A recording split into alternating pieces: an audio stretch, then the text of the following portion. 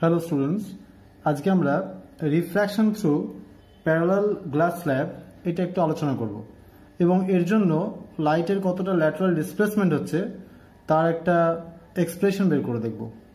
চলো শুরু করা যাক। এবিসিডি একটা প্যারালাল গ্লাস স্ল্যাব দেখতে পাচ্ছ। এখন এই স্ল্যাবের দুটো সারফেস এবি আর সিডি। ফার্স্ট সারফেসের রিফ্র্যাকশনের জন্য আমরা লিখতে পারি এয়ার থেকে গ্লাসে ঢুকছে, তাই A mu G is equal to sine I one by sine R one. আর পয়েন্টের রিফ্র্যাকশন মানে সেকেন্ড সারফেসে, তার জন্য কি লিখতে পারি G mu A equal to sine R two by sine I two. এখানে আর টুটা হচ্ছে angle of incidence, I two হচ্ছে অ্যাঙ্গেল অফ ইমার্জেন্স, নির্গমন কোণ। আবার আমরা জানি A mu G is equal to one by G mu A, reciprocal সম্পর্ক থাকে। তাহলে এটাকে ইকুয়েট করে দেখো, আলটিমেট দাঁড়াচ্ছে I1 is equal to I2। তার মানে এখানে যে অ্যাঙ্গেলে ইনসিডেন্স হয়েছে ওই অ্যাঙ্গেলে ইমার্জেন্স হয়েছে। দ্যাট মিনস লাইট রের কোনো কৌণিক চ্যুতি বা অ্যাঙ্গুলার ডেভিয়েশন হয়নি, অর্থাৎ লাইট রেটার তার অরিজিনাল পাথ থেকে প্যারালাল ওয়েতে শিফট করে গেছে, কিন্তু কোনো রকম কৌণিক চ্যুতি ঘটেনি, অ্যাঙ্গুলার ডেভিয়েশন হয়নি। এখানে যে রাইট দেখতে পাচ্ছ এক্স ওয়াই, এই যে এক্স ওয়াই যে গ্রিন কালারে অ্যারো করে দেখিয়েছি, এটা হচ্ছে shortest distance between the original path and the deviated path, বা ইমার্জেন্ট রেটা তার অরিজিনাল ইনসিডেন্ট পাথের থেকে যতটা সরে আসছে, এটাকে আমরা কি বলবো, ল্যাটারাল ডিসপ্লেসমেন্ট। এখন দেখবো এই ডিসপ্লেসমেন্টটা কোন কোন ফ্যাক্টর উপর ডিপেন্ড করে। তুমি যদি এই গ্লাস স্ল্যাবটার মিউ অর্থাৎ রিফ্র্যাক্টিভ ইন্ডেক্স চেঞ্জ করে দাও, তাহলে কি দেখবে, তার ডিসপ্লেসমেন্ট চেঞ্জ করে গেছে। আর কি কি পয়েন্ট থাকতে পারে, থিকনেস অফ দ্য স্ল্যাব, তুমি যদি ফলকটির বেধ ছোট বা বড় করো তাহলে দেখবে এই ল্যাটারাল ডিসপ্লেসমেন্ট চেঞ্জ করে যাচ্ছে। অ্যাঙ্গেল অফ ইনসিডেন্স যদি তুমি চেঞ্জ করো, এটা আমরা ডিরাইভ করবো কিছুক্ষণ পরেই, আপতন কোণের উপর কি হয় ডিপেন্ড করছে এটা। আর colour of the incident light ray, যে লাইট রেটা এসে পড়ছে তার কালারটা অর্থাৎ ওয়েভলেংথের উপর এই ডিসপ্লেসমেন্ট ডিপেন্ড করবে। এখন আমরা ল্যাটারাল ডিসপ্লেসমেন্টের একটা এক্সপ্রেশন ডিরাইভ করব, এটা পরীক্ষাতে আসে। এবিসিডি এই গ্লাস স্ল্যাবটা দেখতে পেয়েছো, এই যে ডায়াগ্রামটা আগে এঁকেছিলাম, পি কিউ আর এস এই পথে বেরিয়ে আসছে, আর অরিজিনাল ট্র্যাকটা ছিল পি কিউ এক্স টি। আর এক্স এই যে গ্রিন কালার দিয়ে এঁকেছি, এই আর এক্স হচ্ছে ল্যাটারাল শিফট বা পার্শ্বীয় সরণ, এটার ভ্যালু বের করব। এটাকে আমরা ধরেছি ডেল্টা। এখন angle of incidence I, angle of refraction R, তাহলে এই অ্যাঙ্গেলটা হচ্ছে angle of deviation due to refraction, কত, আই মাইনাস আর, প্রতি সরণের ধরুন রশ্মির চ্যুতি। তাহলে সাইন আই মাইনাস আর এই ট্রায়াঙ্গেল থেকে পাচ্ছি, আর কিউ এক্স এই ট্রায়াঙ্গেল থেকে পাচ্ছি sine I minus R is equal to কত, R X divided by Q R. That means R X divide by Q R, তাহলে আর এক্স ইকুয়াল টু কত হবে, Q R sine I minus R. So delta is equal to Q R sine I minus R. এখন Q R এর ভ্যালুটা বের করতে হবে। Triangle Q R N, এই ট্রায়াঙ্গেল থেকে দেখতে পাচ্ছি কস আর, কস আর ইকুয়াল টু কত, cos R equal to Q N divided by Q R, Q N divided by Q R. That means Q R equal to Q N by cos R, Q R equal to Q N by cos R, multiply করে দেখো Q আরটা আসছে T by cos R. So putting the value 2 in 1 we get, so delta equal to t by cos r sin I minus r। এবার আর কিছু না, sin I minus r টাকে sin a minus e ফর্মুলাতে ভাঙো, তাই cos r দিয়ে divide করো। Next you will get t, cos r কেটে যাচ্ছে sin I মাইনাস, এটা হচ্ছে tan r, তাহলে cos I tan r, এটা ইকুয়েশন 3 বললাম। এখন স্নেলস ল বলছে যে মিউ ওয়ান সাইন আই, এটা কোত্থেকে পেলাম না, দেখো এটা যদি 1 নাম্বার এটা 2 নাম্বার হয়, তাহলে কোত্থেকে কোথায় আসছে, 1 মিউ 2, তাহলে 1 মিউ 2 ইজ ইকুয়াল টু কত হয়, mu 2 by mu 1 is equal to কত, sine I 1 by sine R 1। তাহলে mu 2 sine R is equal to কত, মিউ 1 সাইন আই। আমি এখানে 1 গুলো দিইনি, এখানে শুধু আই আর দিয়েছি। তাহলে সাইন আর ইকুয়াল টু কত আসবে, mu 1 sine I by mu 2, cross multiply করে পাচ্ছি।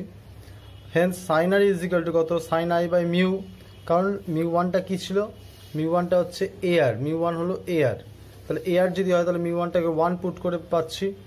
Tan R is equal to কত হবে, sine R by cos R, sine R এর ভ্যালু যদি এটা হয় তাহলে কস আর তো তোমরা ট্রিগোনোমেট্রিক্যাল রুল জানো, সেটা পুট করে সিম্পলিফাই করো। সিম্পলিফাই করে আলটিমেট ট্যান আর এর যে ভ্যালুটা পাচ্ছ ওই ট্যান আর এর ভ্যালুটা এই নাম্বার 3 ইকুয়েশনে ট্যান আর এ পুট করো।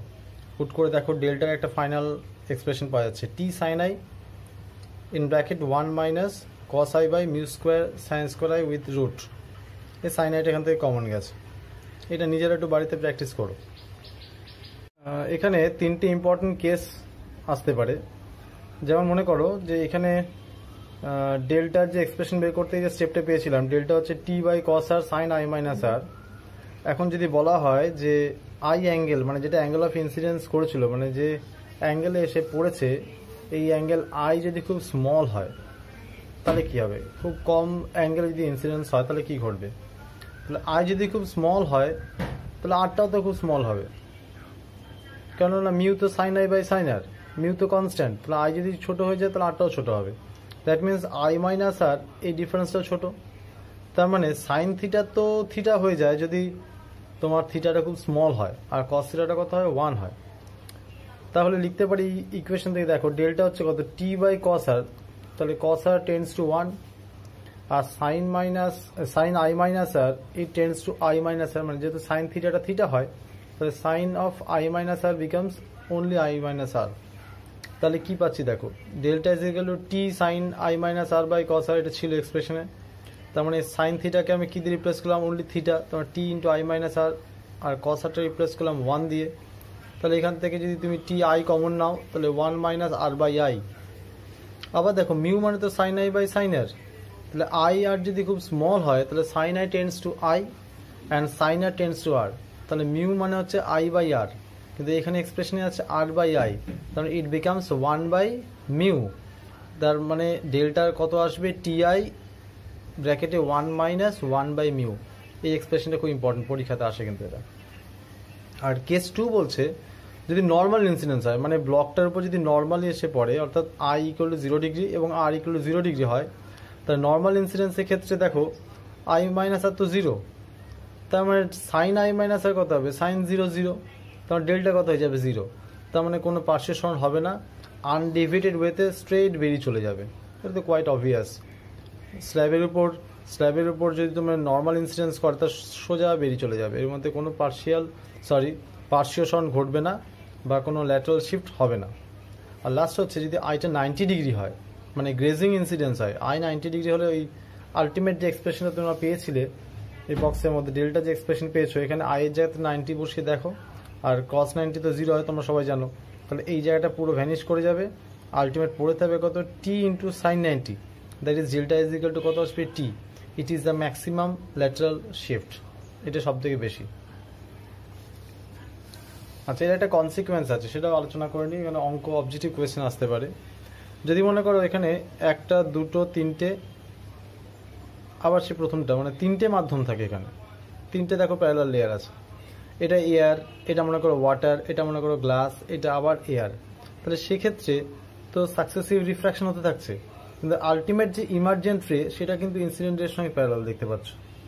তাহলে এক্ষেত্রে কি করবো দেখো, এ থেকে বি, তাহলে A mu B is given by sine i1 by sine r1। আবার বি থেকে সিতে আছে, তাহলে বি মিউ সি এটা কি হবে? Sine r1 divided by sine r2।